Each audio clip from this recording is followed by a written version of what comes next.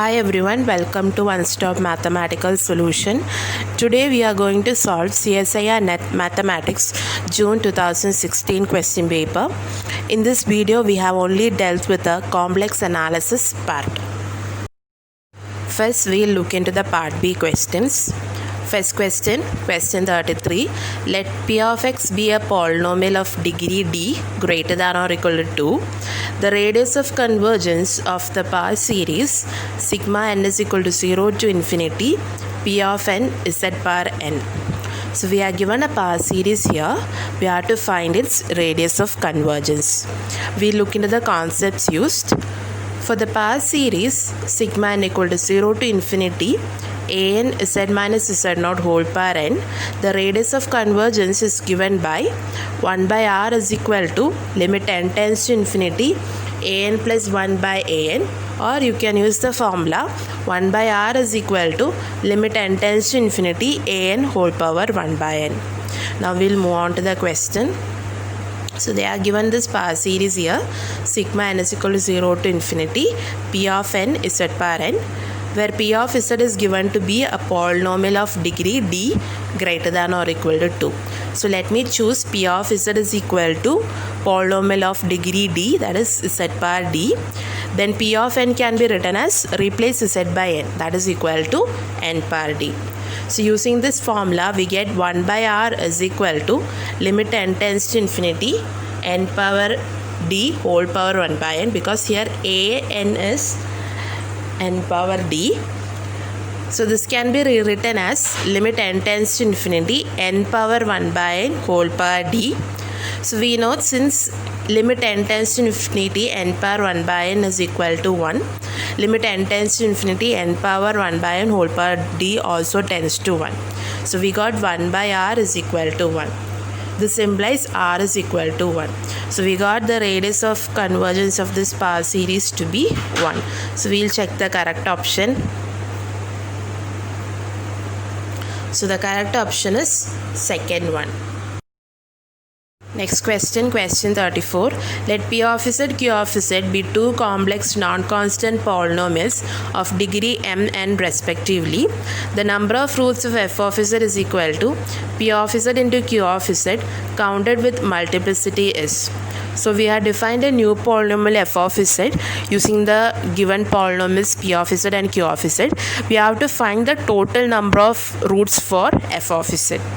We look in the concepts used.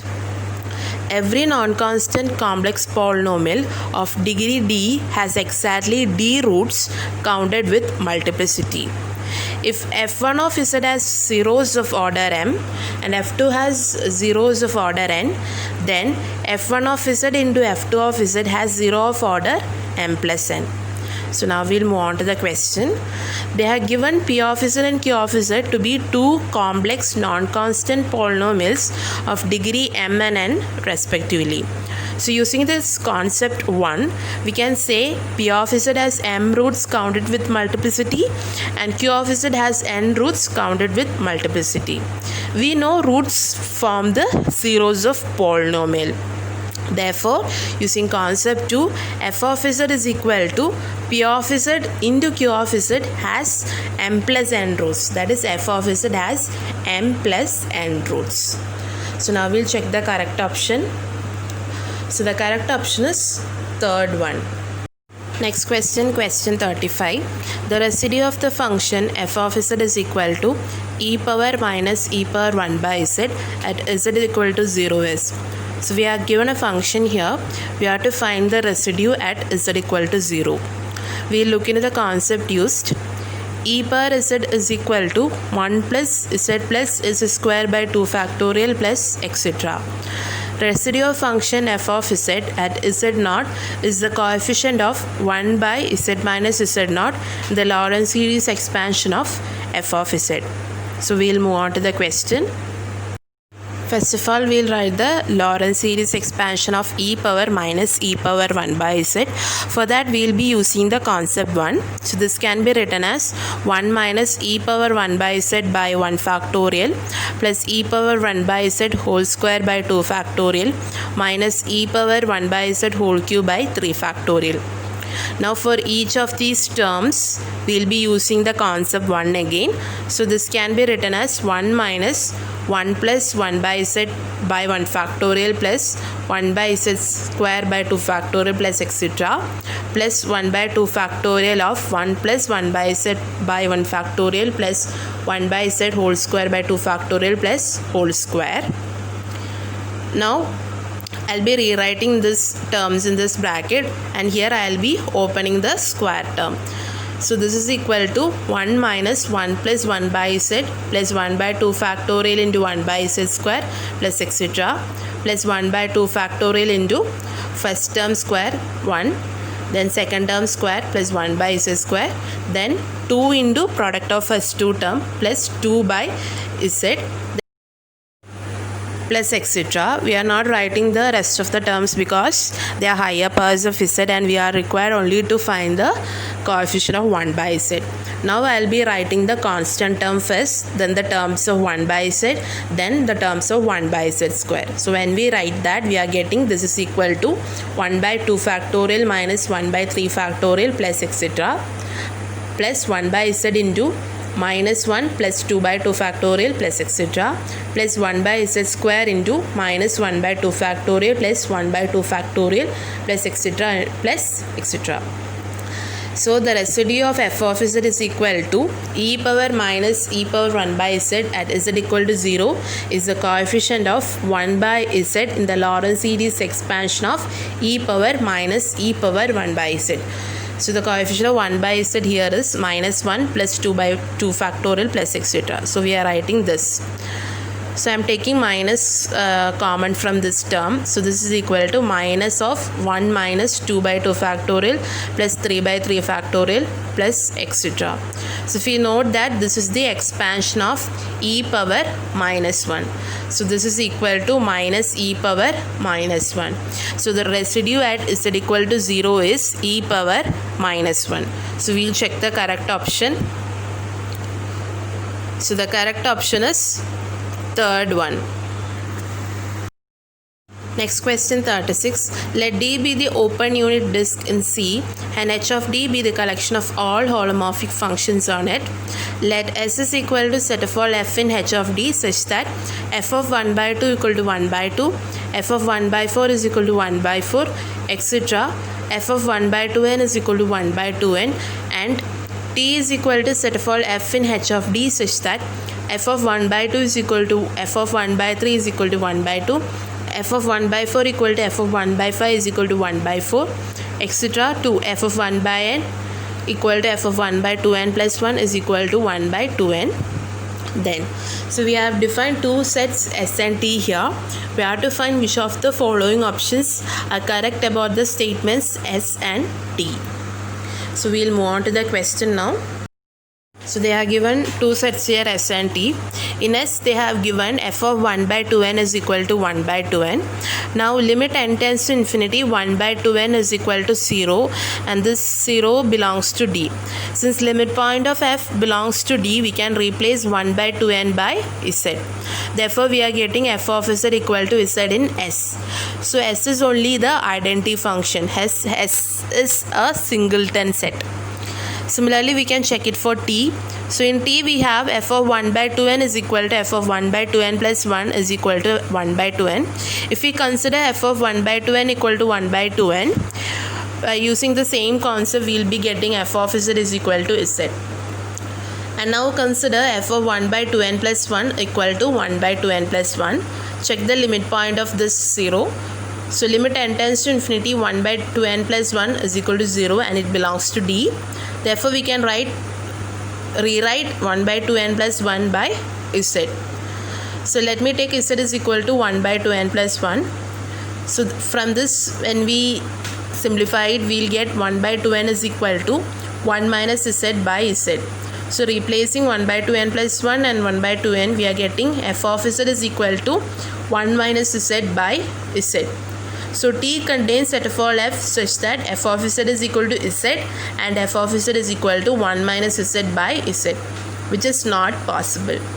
So T is a null set, that is an empty set. So we will check the correct option. So the correct option is second one. Now we'll look into the part C questions. First question, question 79. Let f from C to C be an entire function.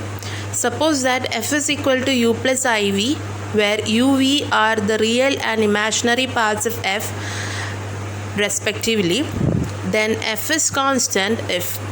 So we are given an entire function here. We have to check for which of the following option f becomes a constant. We'll look into the concepts used. F of z is bounded if there exists m such that mod f of z is less than m for every z.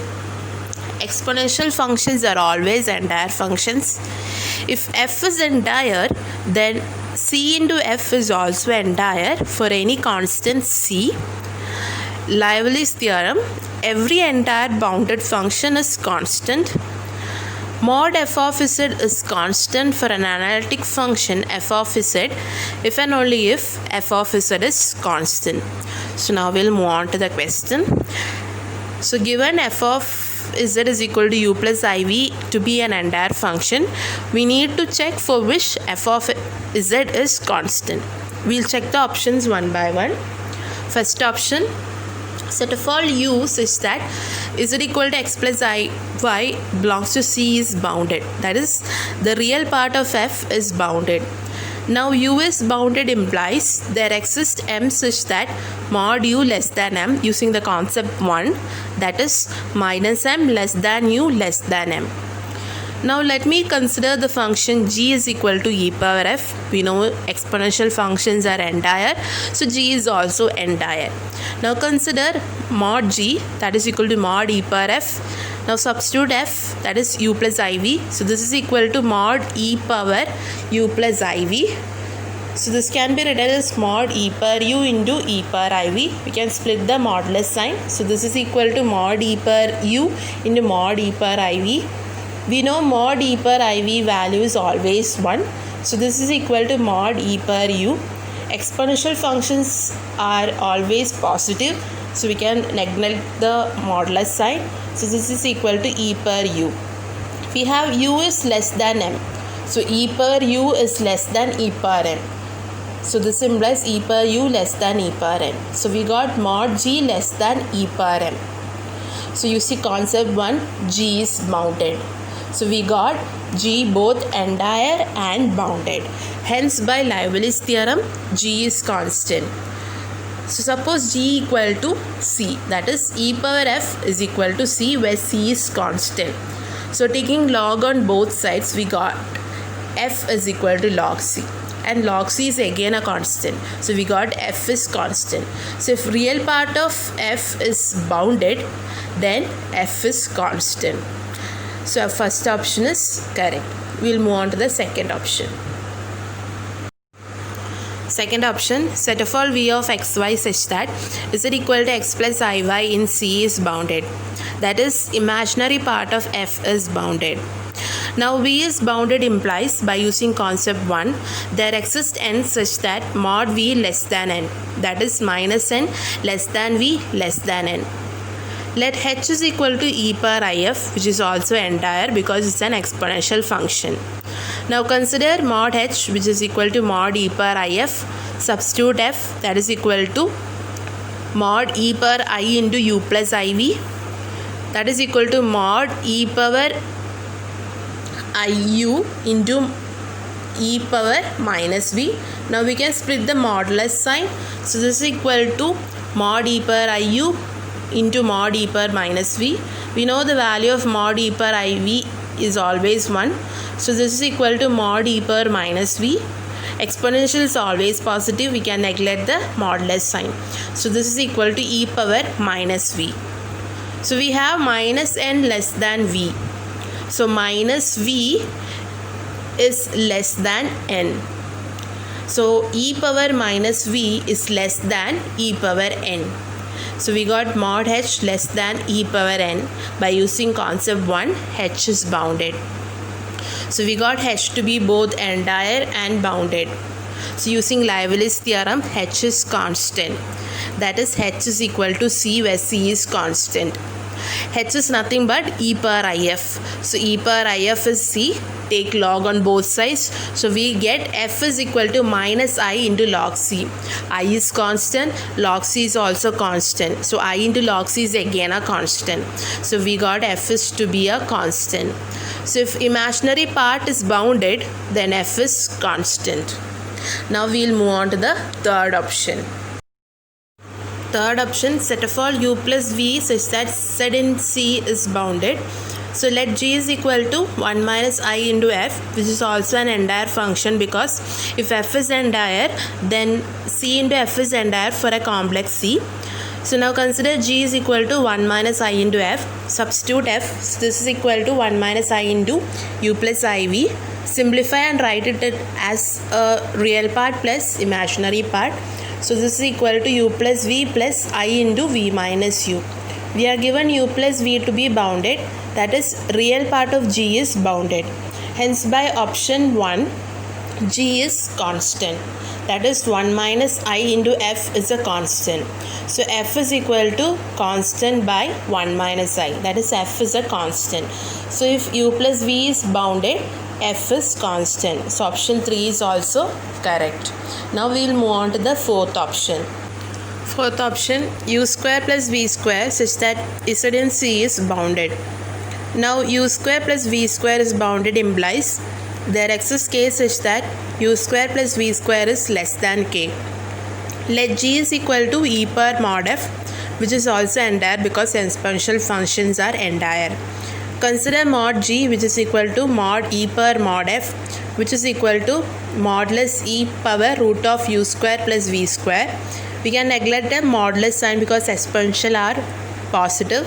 So this is equal to e power root of u square plus v square. Since u square plus v square is less than k, root of u square plus v square will be less than root k.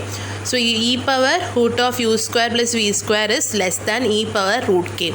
So we get mod g less than e power root k, that is g is bounded. We got g to be both entire and bounded. Hence by Liebowitz theorem, g is constant, that is e power mod f is constant, that is mod f is equal to log c. Log c is again a constant, so mod f is constant. So using concept 5, f is constant. So u square plus v square is bounded implies f is constant. Therefore option 4 is also correct.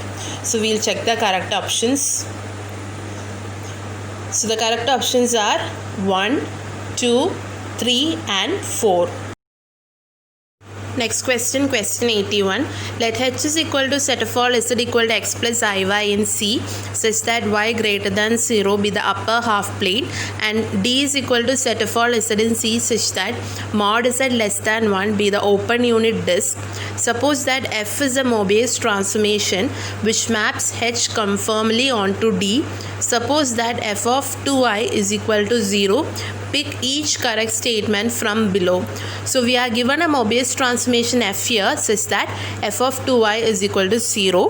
We have to check which of the options are true. We look into the concept used.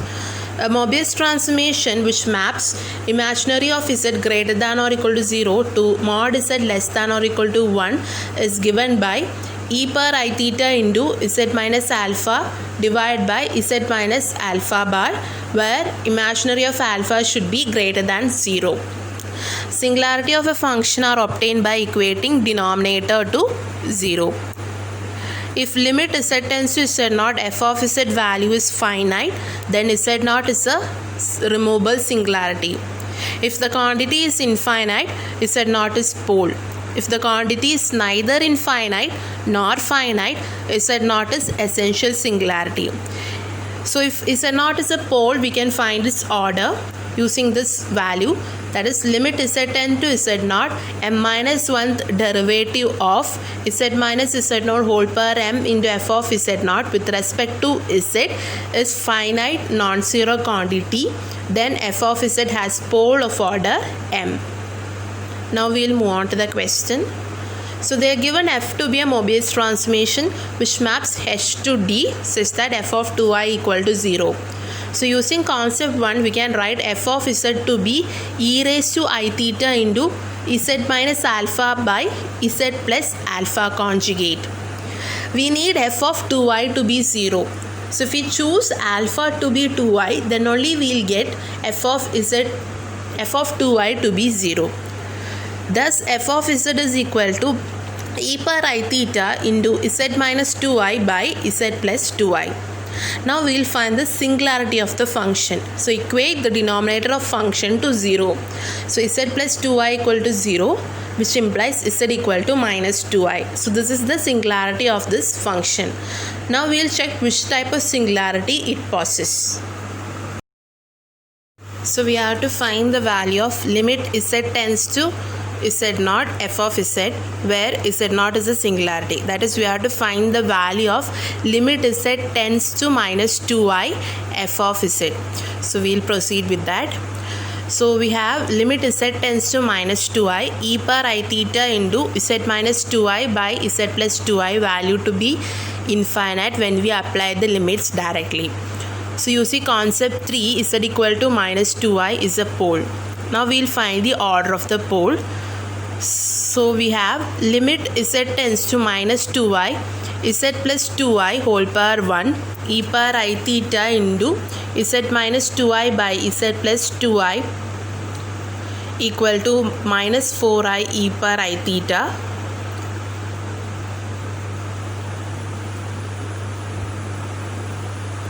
which is a finite non-zero quantity. So in concept 4, we have z equal to minus 2i to be pole of order 1. Now in the option they have asked the value of f of I into f of minus I conjugate and the value of modulus f of 2 plus 2i. So we will find that. We have f of I is equal to minus e power I theta by 3 and f of minus I to be minus 3 into e power I theta.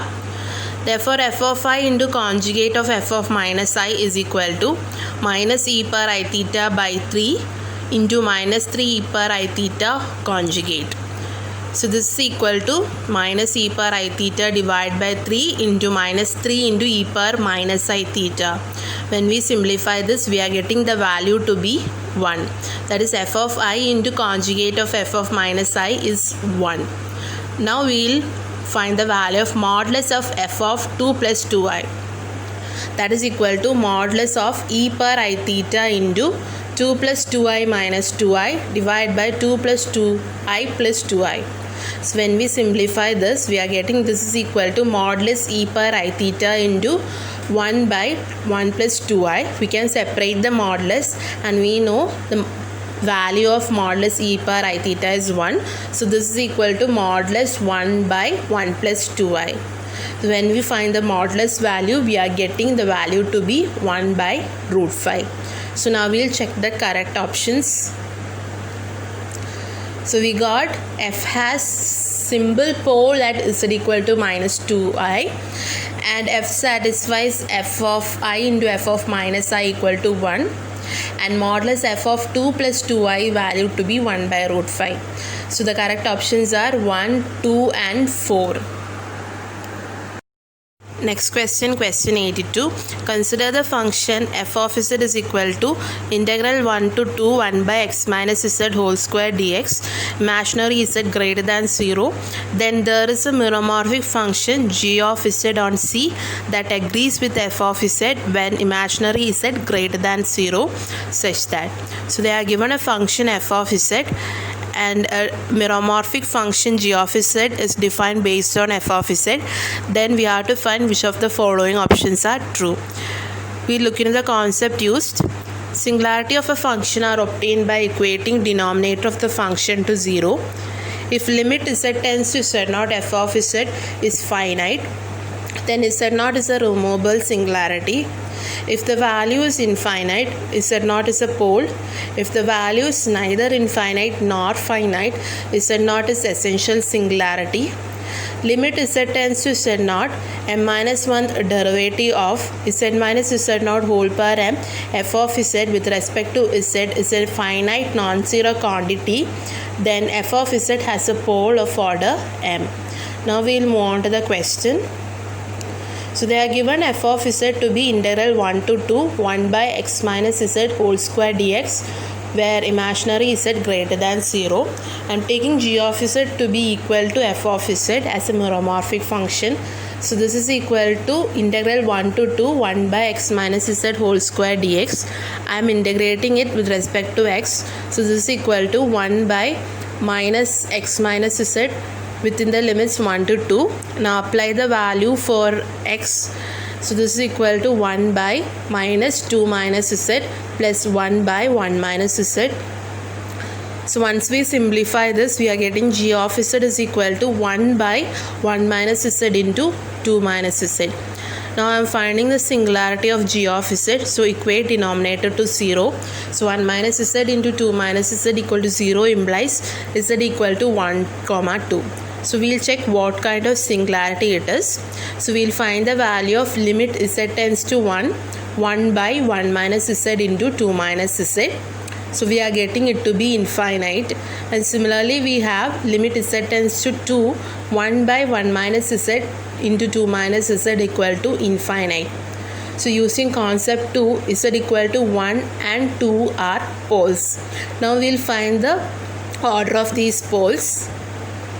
So we have limit z tends to 1, z minus 1 divided by 1 minus z into 2 minus z. So when we apply the limits directly, we are getting 0 by 0 form. So we will use the L'Hospital rule.